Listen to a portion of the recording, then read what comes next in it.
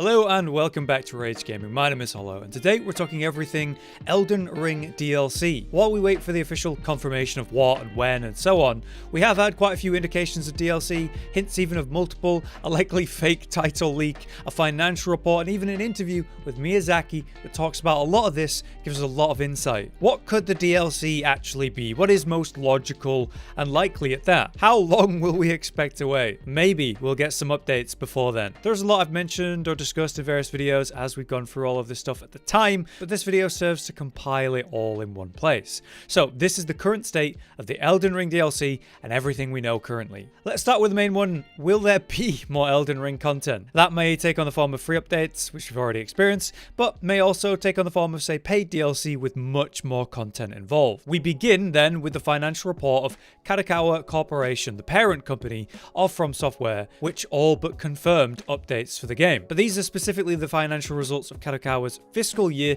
ending March 31st, 2022, which ended 1 month after Elden Ring's launch. As of March 31st then, Elden Ring had sold over 13.4 million units and is, quote, a hit beyond expectations. Obviously, time has passed since then, and while the madness of the launch has calmed a lot, as time has gone on, more will have sold by that point. So the numbers are going to be even bigger. Then in that report, as part of the Q&A section, Elden Ring was addressed in various questions, but most relevant to us right now is the Elden Ring's forecast sales, which, while they do explain they're not going to disclose that information directly, they go on to say this: we are considering a number of measures to help customers continue to enjoy this title. So reading between the lines, I believe that means they want to maintain player retention through multiple methods. The obvious answer for that is going to be DLC, whether it be a major update or multiple DLC or whatever, something to create new sales and increase the player population once again. And yeah, they said multiple. That could mean, as I kind of expect,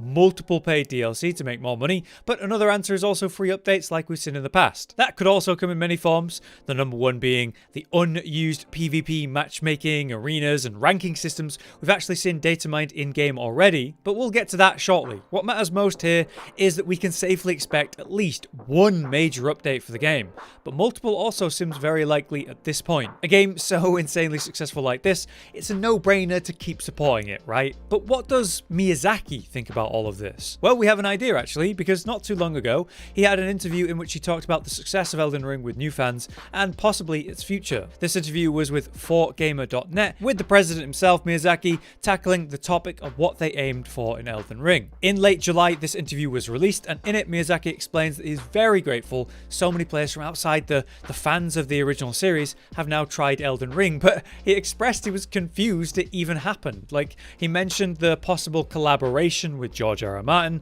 that could have been a factor, or the fact that it was their first open world game, that could be why, but he seems to not have a clear answer or know exactly why. The important part for us though in this video is that the size of the DLC or future titles they release was actually addressed. So the interviewer imagines the hurdle for the next work will be very high. Because of the sheer size of Elden Ring, whatever they do next has to be bigger, right? Well, Miyazaki actually explains that is not the case. He says they don't set those types of constraints on themselves.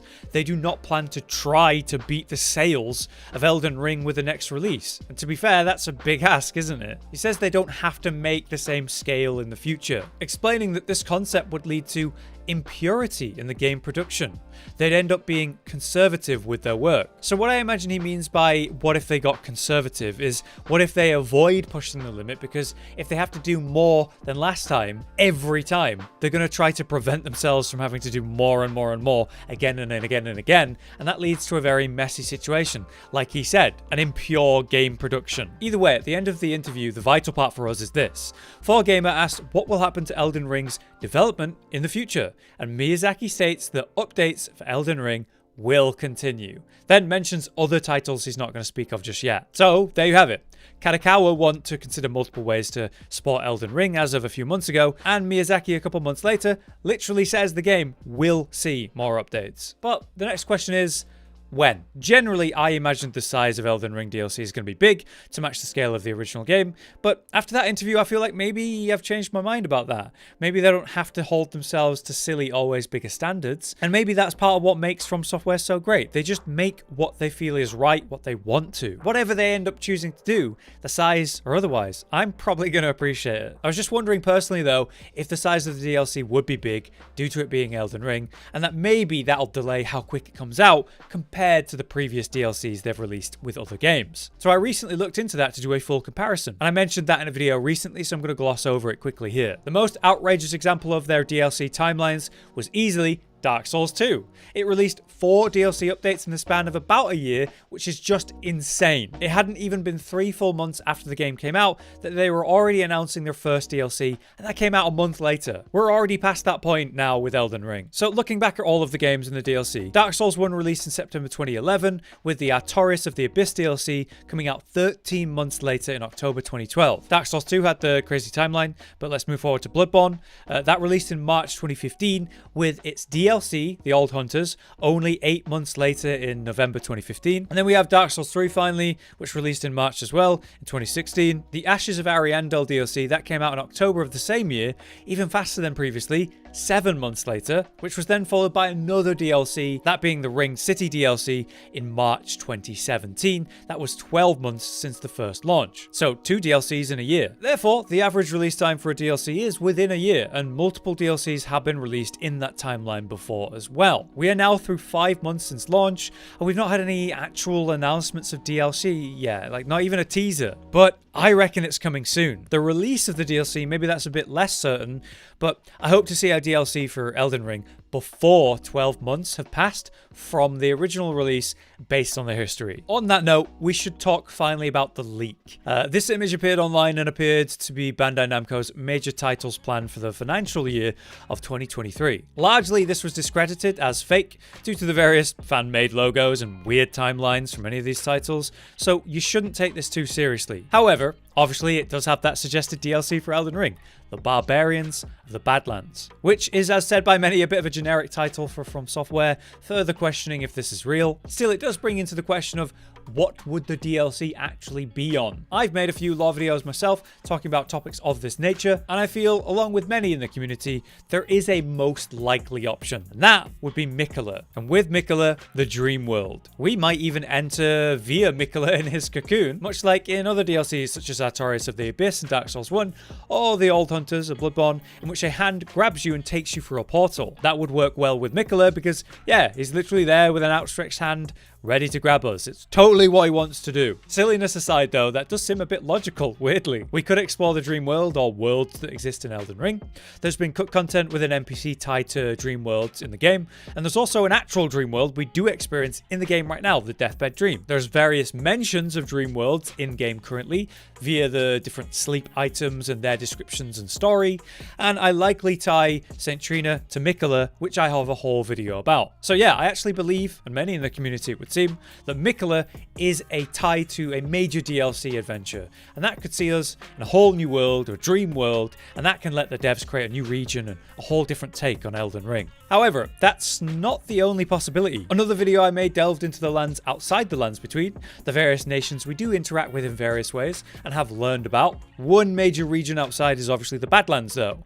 This is the place Godwyn himself heralds from. And at the time he was sent away, he took others who were also tarnished back there to the Badlands. This is a place where barbarian warriors rule, chieftains of their own clans, raiding and robbing one another. The strongest may survive, while the weak are bullied and abused. As described by Nephili Loux, it is a nightmare of man's making. Even Godwyn could not survive this place when he returned, now suppressed by Sarosh. So I reckon it's an interesting concept, and maybe the most likely place we go in terms of the lands outside the lands between. It has ties to us, the Tarnished, and obviously Godwyn being cherry-picked from it for the Golden Order. In many cases, the Golden Order would crush other places and civilizations civilizations outside of their own, but the Badlands, they just took things from it. So we could go there at like an interesting point in time in the past, or even now in its current state. Lastly though, for possible DLC topics and stuff, we have a whole video about the mysterious outer gods of Elden Ring. There is huge potential there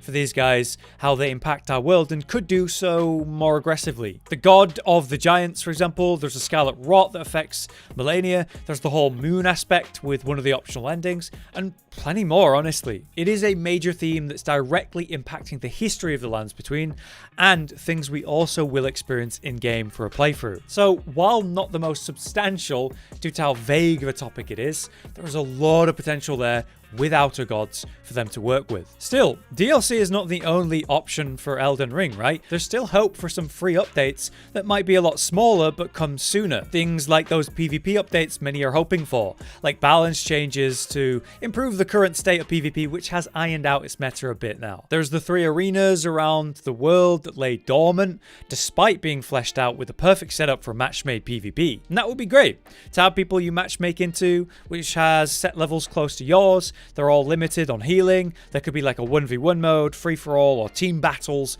much like the Hollow Arena of Dark Souls 3. We've seen data mine content that leads further into that, which even had rank up titles tied to factions we even see in game. You could see, much like the old games, the player choose a PvP covenant which they want to work with, and then they engage in regular PvP or match-made PvP against others of enemy factions. And through that, you'll end up collecting materials or currency and rank up, and that would lead to unlocking new equipment tied to your standing, which could, inject new life into the game. Combine that with, an actual PvP balance update, please, and we could really shift the meta and revive the player base, all before even a big DLC update. Or I guess they could just inject that as part of a DLC, which is fair enough. But finally, that's everything I feel I need to talk about in this kind of overview. The current state of Elden Ring and its DLC, what we know and what seems likely. I hope that was interesting and useful. And if it was, please do drop a like on the video. I'll continue to keep my eyes peeled for more news, and of course share it when I find it. Otherwise, that is it for now though. I've been Hollow, you've been you. Thank you very much for watching, and see you next time. Josh, Cotton, and Hollow with the videos, dropping the humor like a hammer on your tippy toes, bringing entertainment on a daily arrangement to take our insanity and turn it into entertainment. Yes, I said entertainment twice, to reiterate that it is nice to look into your faces on a mostly daily basis when you let us in your homes to make the whole world a stage. Goodbye.